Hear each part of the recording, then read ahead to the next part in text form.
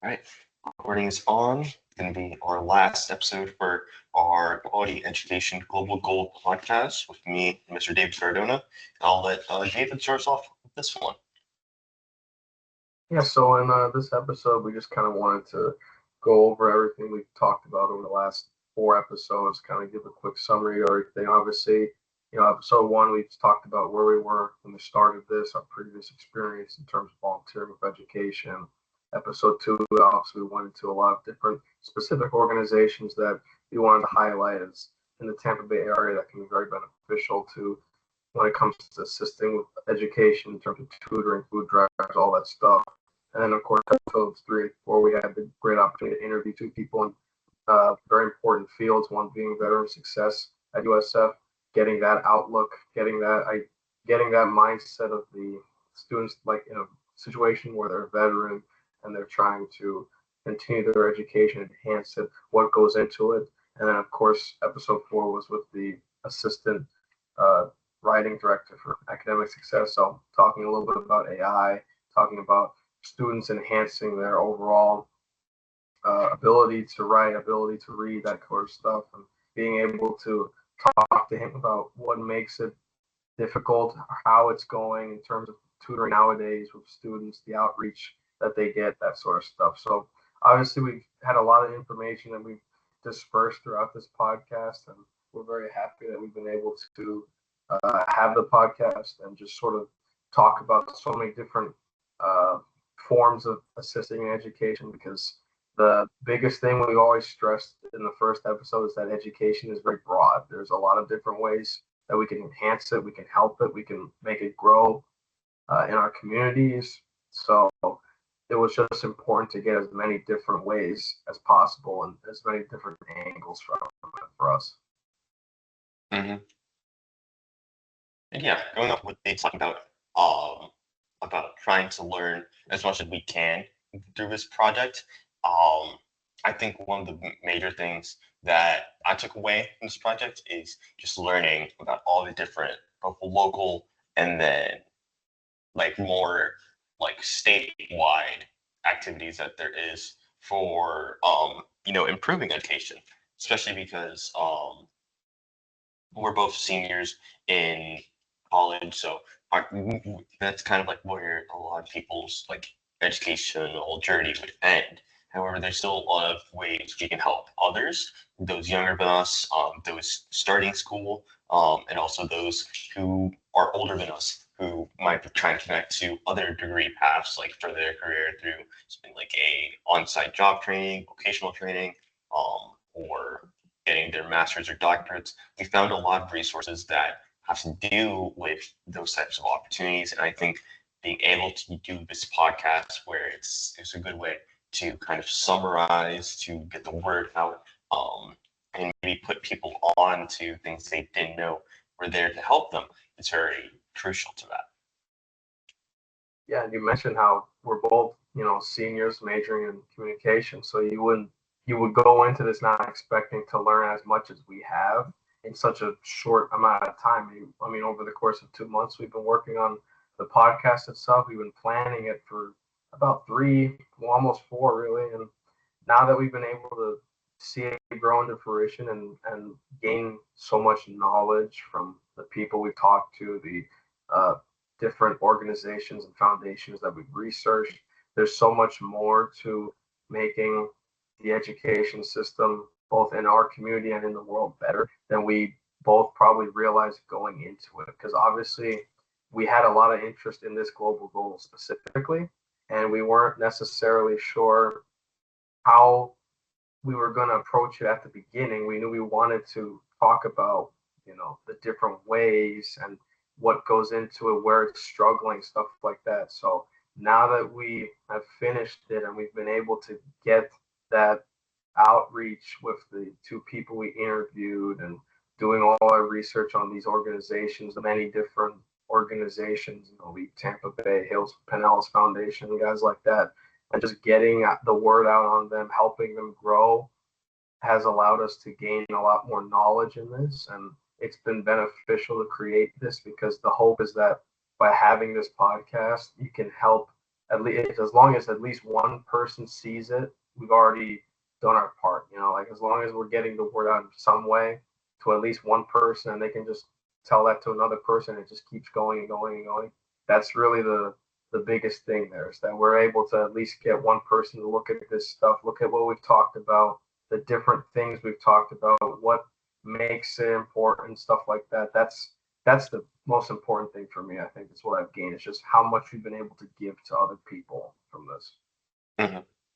Now, moving on, I just sent you a kind of summation of some education statistics, especially here in the Tampa Bay area, that I feel like, and then most of these statistics do have to deal with those younger than us, and that's one of the things I think we kind of fell short on for this project. A lot of it ended up focusing on high school level and then graduate, I wouldn't say graduate, post-secondary level education.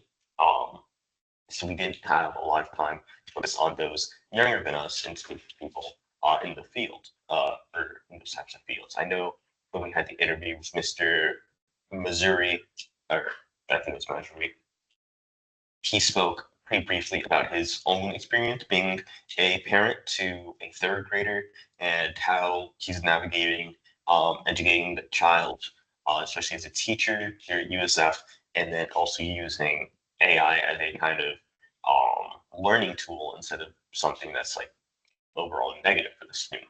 I want to highlight some of the statistics I found from the Tampa Bay partnership, where in the Tampa Bay area, about 85.7% of students graduate from high school, but economically disadvantaged students graduate at a rate of 79.31%, which puts the Tampa Bay area about 15th out of 20 other communities.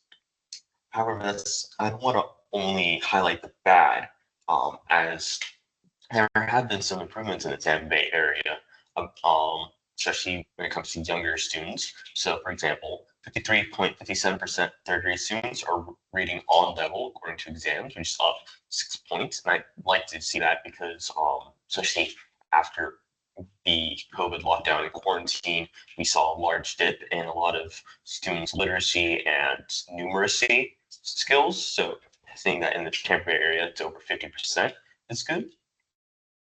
And then 48.45% of 3 and 4 year olds are currently enrolled in school in the Tampa Bay region, another 6% rise from 2024, which is also good since having students start early helps build those skills and prepares them early on. And that can kind of be a foundational point for learning. David, do you want to talk about how our projects fit into the overall global goals? Yeah, I can. Real quick, I do want to touch on one more stat that you didn't mention, and that's 36.03% of Tampa Bay residents have earned a bachelor's or higher. And comparing that with the national average is about 40.3. So, it's good to see that how close it is to the national average. Obviously, you want that number to be higher, but that's another example of a steady increase over time. But in terms of going back to the podcast itself and connecting it to the global goal. I think the best way I would describe this connecting to the global goal is just community driven, because we focused on the Tampa Bay area going into this, and being able to focus on a region that we're already familiar with makes it a lot easier for us to talk about it, because it's a lot more accessible for you and me.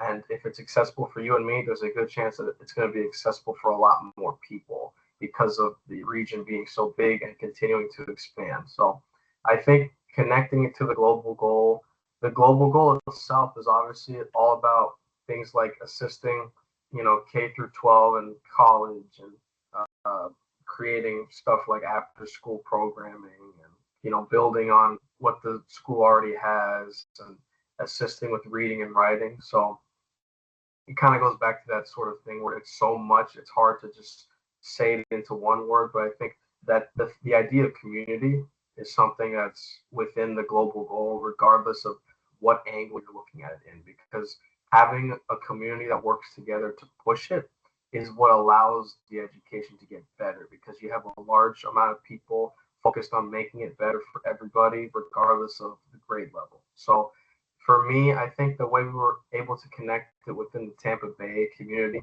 and list so many different, foundations and organizations within this region that are working together to try to enhance the education for not just now but the future. I think that's what connects it to the global goal for, in my opinion, the most. It's just that sense of everyone being united and working towards making this better. Yeah, I absolutely agree with you on that. Especially when it comes to the community part, I think again, going back to how COVID kind of changed a lot of our society, I feel like people have grown more distant.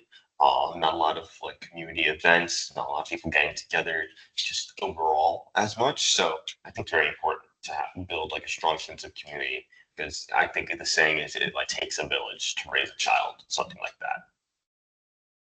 Um, but yeah, that kind of brings us to the end of at least what we had prepared to talk about today. Do you have any closing thoughts, David? Um, I mean, obviously, just thanks for everyone that listened. Thanks for anyone that took interest, and also a huge.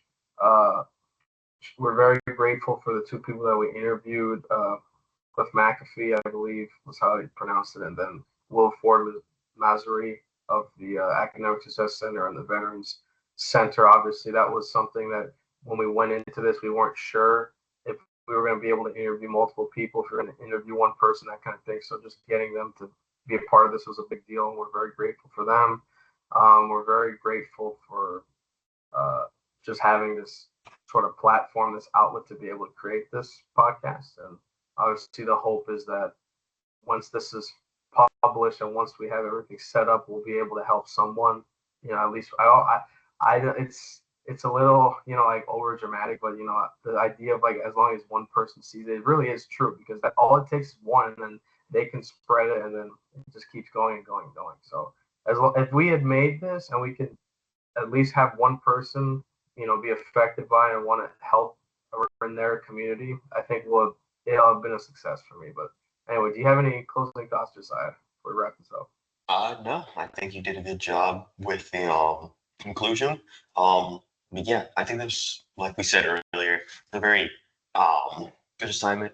I'm glad that we were able to actually have the chance to speak to those office members, especially Mr. Mazrui, since I didn't have a lot of experience with the Academic Success Center. I think he painted a really good picture of the services, and he was a great guest, provided a lot of insight.